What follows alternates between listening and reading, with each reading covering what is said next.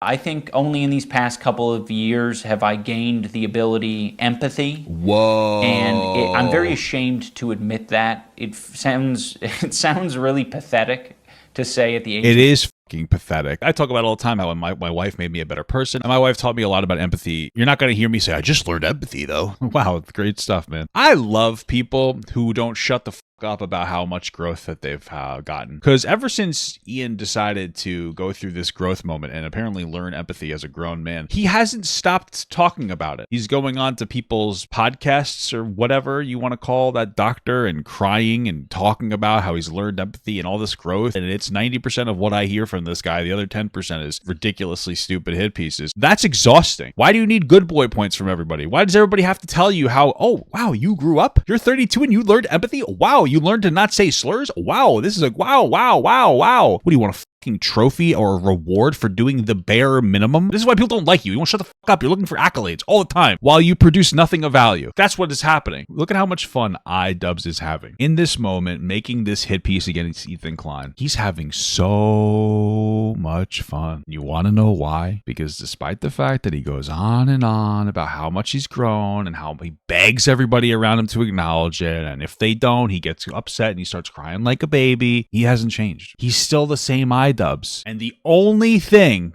that kept him from doing all this mean shit is because he didn't want people to make fun of him for it and to harass him for it. He didn't actually care. All it was about was if the target is seen as appropriate from an optics perspective. 20 years ago, it was okay to harass trans people and black people, I guess. And today it's okay to harass Ethan Klein. That's it. There was no meaningful growth or change. It's just that he's a scared little baby. He didn't realize that what he was doing was bad and he was having a negative impact. He was just upset that what he was doing might get him canceled.